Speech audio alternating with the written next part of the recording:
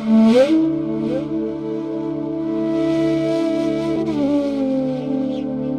कैसा विचित्र संयोग, माँ तो है जवान और बेटे बुढ़े, जबकि होना चाहिए था माँ बुढ़ी और बेटे जवान। ये सब कैसे हुआ? तब भक्ति महारानी ने अपना बताया वृत्तांत। मेरा जन्म वहां हुआ, मैं पश्चिम में गई, वहां के प्रभाव के कारण मैं और मेरे दोनों पुत्र वृद्ध हो गए। क्योंकि पश्चिम में भक्ति कहां है? पश्चिम की लाइफ तो एक ही है, खाओ पियो मौज करो, बाकी सबको धक्का दो और कोई लेना देना नहीं। वहां ना भक्ति है, ना ज्ञान है, ना वैराग्य है। वो भोग की भूमि है, और जहां भोग होता है वहां भक्ति ज्ञान वैराग्य तीनों का निरादर ही निरादर होता है। क्योंकि ये तीनों जीव को मर्यादा सिखाएंगे, संयम सिखाएंगे, तप सिखाएंगे, नियंत्रण सिखाएंगे, निग्रह सिखाएंगे। और जो भोगवादी हैं उनके लिए ये अवरोध है।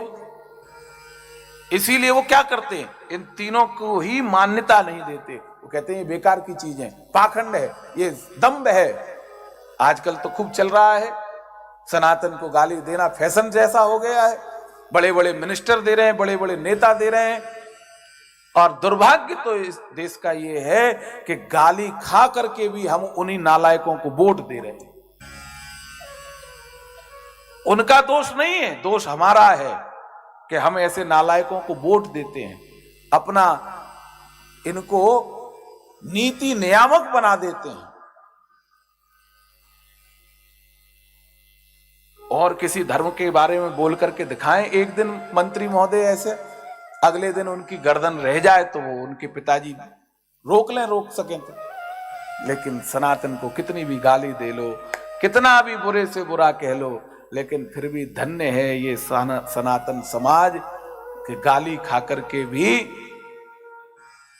कुछ नहीं कह रहा है, सबको सहन कर लेता है। क्योंकि यहां ज्ञान से, वैराग्य से, भक्ति से हृदय भरा पड़ा है। और उन लोगों का ईर्षा, कपट, छल, उससे भरा हुआ हृदय है। तो वहां क्या कह रहे हैं कि अगर तुम्हारे धर्म के विरोध में कोई कुछ बोल जाए तो उसकी गर्दन काट दो। हमारा धर्म ये नहीं सिखाता कि तुम्हारे धर्म को कोई नहीं मानता तो उसको जीने का अधिकार नहीं। वो धर्म है, उसको धर्म कहा कह रहे हैं वो लोग। जो ये कह रहा है कि तुम्हारे धर्म को कोई स्वीकार नहीं करे तो उसको मार दो, ऐसे बात कहने वाले को धर्म कहना ही धर्म का अपमान है। धर्म तो सबको जीने की राह देता है, धर्म किसी को मारने की कोई चर्चा ही नहीं करता। लेकिन आज के समाज में तो फैशन चल गया।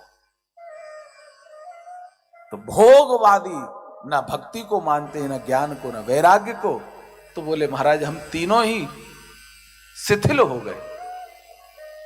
अब मैं अपने बच्चों को वहां पश्चिम से उठा करके चली और चलते चलते घूमते घूमते वृंदावन आ गई। और महाराज जब वृंदावन आई तो मैं तो नवीन स्वरूप में आ गई, मुझे तो युवान स्वरूप मिल गया। लेकिन मेरे ये दोनों बेटे आज भी वृद्ध हैं। धन्यम वृंदावनम तेन भक्ति नृत्यति यत्र च। धन्य है वृंदावन जहां भक्ति तो नृत्य करती है, वहां चिर युवा है भक्ति महारानी। वहां पर भक्ति को वृद्धावस्था नहीं आती, चिर युवा है, नाचती ही रहती हैं।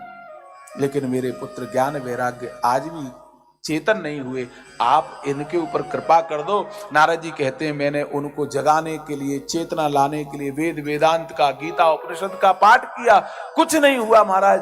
अब बस मुझे यही चिंता हुई कि इनके रोग की निवृत्ति कैसे हो। इस निवृत्ति को मिटाने के लिए जगह जगह घूमता हुआ मैं आपके पास आया।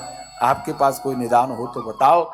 तब सनकादिकों ने कहा अरे नारद जी आप भी इतने भटकते घूमते हुए आए, आपके पास तो था निदान, बता देते। बोले क्या? बोले उनके लिए केवल और केवल एक ही निदान था, श्रीमद् भागवत का श्रवण। आपने तो भगवान वेद व्यास को सुनाई है, इनको भी सुना देते। अरे बोले मैं तो ऊहापोह के चक्कर में भूल ही गया, ध्यान ही नहीं रहा। कोई बात नहीं, अब मैं नहीं सुना पाया, ऐसा करो आप सुना दो। अब आपने समाधान बताया है तो आप ही कथा सुना दो। अरे बोले महाराज हम बद्रीनाथ कहां, वृंदावन इतनी दूर लेकर के जाओगे? तो नारद जी बोले एक काम करते हैं, थोड़ा सा आप नीचे उतर आओ, थोड़ा सा उनको ऊपर ले आते हैं, बीच में कहीं ना कहीं रास्ता निकाल लेंगे। हाँ बोले ये ठीक है। तो रास्ता कहां निकाला? हरिद्वार में आनंद नाम के तट पर गंगा किनारे सनकादिक और भक्ति ज्ञान वैराग्य का भक्ति सत्र प्रारंभ हुआ। सनकादिकों ने कथा कही, वहां पर भक्ति महारानी ज्ञान वैराग्य आकर के विराजमान हुए। धीरे धीरे कथा प्रारंभ हुई, ज्ञान और वैराग्य की चेतना चैतन्य होने लगी। और इस दृश्य को देख करके भक्ति महारानी अत्यंत प्रसन्न हुई कि अब मेरे बच्चों का धीरे धीरे रुग्ण अवस्था दूर हो रही है। और भक्ति महारानी आनंद से भर करके नृत्य करने लग गई।